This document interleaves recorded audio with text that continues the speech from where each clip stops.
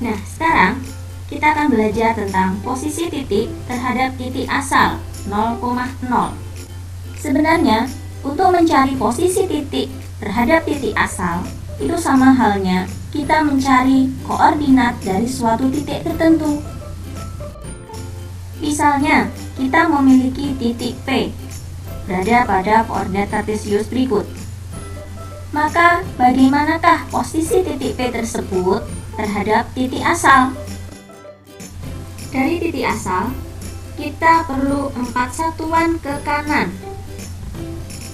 Sedangkan dari titik asal, kita perlu 5 satuan ke atas. Ke kanan artinya berupa bilangan positif. Dan ke atas juga berupa bilangan positif. Jadi, posisi titik P terhadap titik asal adalah koordinat titik P atau posisi titik P terhadap titik asal adalah 4,5. Contoh berikutnya, misalnya kita memiliki titik Q berada di sini.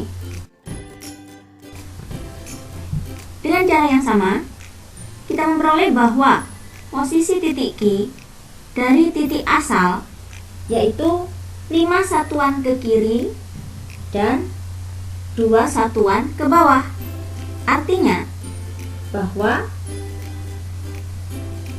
koordinat titik Q adalah negatif 5, negatif 2. Selanjutnya, kita akan belajar tentang posisi titik terhadap suatu titik tertentu lain. Perhatikan koordinat kartesius berikut. Di sana terdapat 4 buah titik. Titik P, Q, R, dan S. Untuk memudahkan, kita dapat menuliskan terlebih dahulu koordinat titik dari masing-masing 4 titik tersebut. Koordinat titik P 2,5. Titik I negatif 2,2. Titik R negatif 4, negatif 3. Titik S 4, negatif 5. Jika diminta, tentukan posisi titik P, R, dan S terhadap titik Q. Artinya, kita menempatkan titik Q sebagai titik asalnya. Ada 2 cara yang dapat kita gunakan untuk menjawabnya, yaitu cara manual dan rumus. Yang pertama dengan cara manual, artinya kita secara langsung melihat jarak antara kedua titik yang kita maksudkan. Sebagai contoh, posisi titik P terhadap Q dapat kita cari dengan cara berikut. Menurut garis sejajar dengan sumbu X, dari titik Q ke titik P, kita membutuhkan 4 langkah atau 4 satuan ke kanan. Artinya, bilangannya karena ke kanan berupa bilangan positif. Dan menurut arah yang sejajar sumbu Y, dari titik Q ke titik P, kita memerlukan 3 satuan ke atas. Karena ke atas arahnya, maka bilangannya adalah berupa bilangan positif. Jadi, dapat kita simpulkan bahwa posisi titik P terhadap Q atau koordinat P dengan titik asalnya Q adalah P 4,3. Berikutnya posisi titik R terhadap titik Q. Kita memerlukan 2 satuan ke kiri, artinya berupa bilangan negatif, yaitu negatif 2. Dan 5 satuan ke bawah, karena ke bawah bilangannya juga berupa bilangan negatif, yaitu negatif 5. Jadi, posisi titik R terhadap Q atau koordinat R dengan titik asal Q adalah negatif 2, negatif 5. Dengan cara yang sama, kita dapat mencari posisi titik S terhadap Q. 6 satuan ke kanan, 7 satuan ke bawah. Jadi, posisi titik S terhadap titik Q atau koordinat S dengan titik asal Q adalah 6, negatif 7.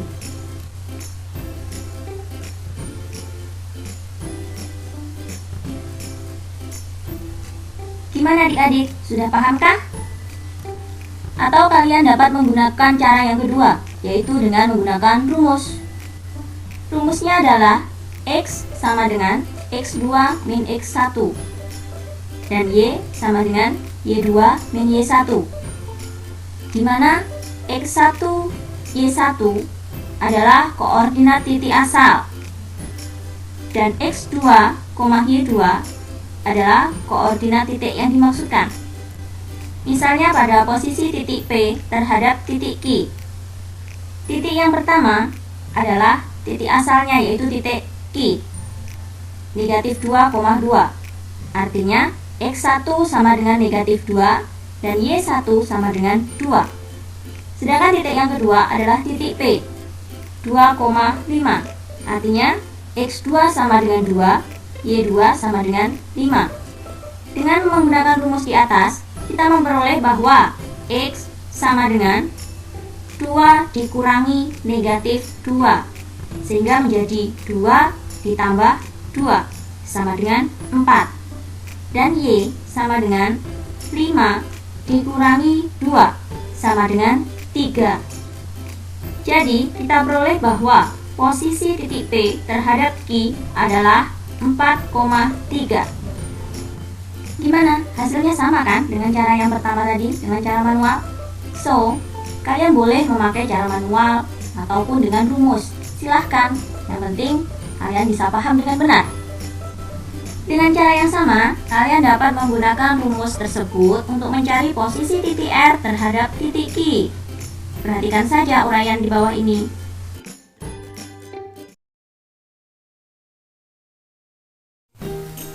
Sama halnya juga untuk mencari posisi titik S terhadap titik Q. Jadi demikian tadi materi tentang posisi suatu titik terhadap titik asal 0,0 dan posisi suatu titik terhadap titik tertentu lain A, B. Kesimpulannya adalah bahwa kalian bisa menggunakan dua cara, baik cara manual maupun rumus. Silahkan pilih yang kalian sukai. Jika masih kurang mengerti, kalian bisa ulang-ulangi terus belajarnya. Silakan diulangi belajar dari awal dan seterusnya sampai kalian paham. Kita akan mempelajari tentang posisi garis terhadap sumbu X dan sumbu Y. Langsung saja kita mulai belajarnya. Perhatikan koordinat kartesius berikut.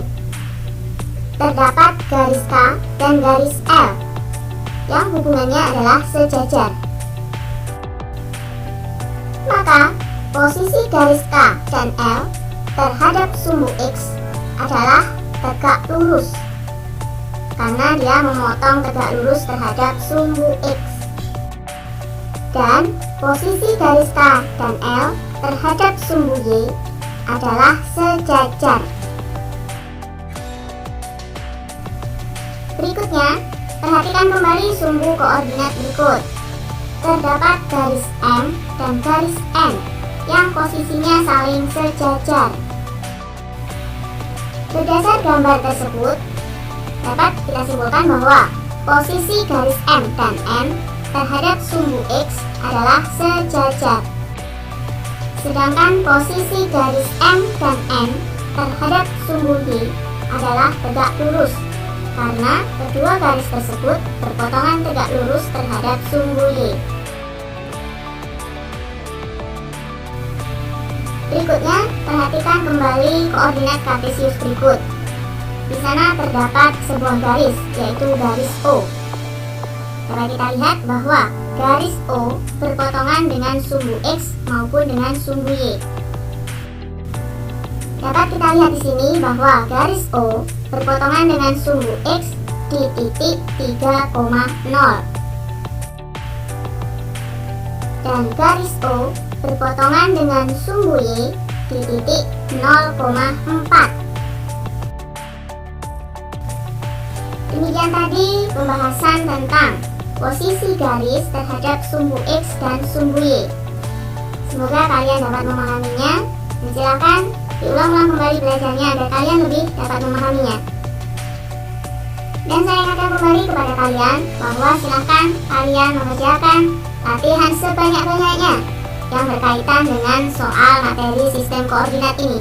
Semakin kalian memperbanyak latihan, maka semakin paham kalian terhadap ini.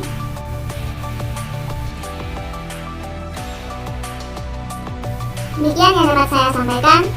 Sampai berjumpa kembali pada materi yang berikutnya. Saya akhir sekian. Wassalamualaikum warahmatullahi wabarakatuh.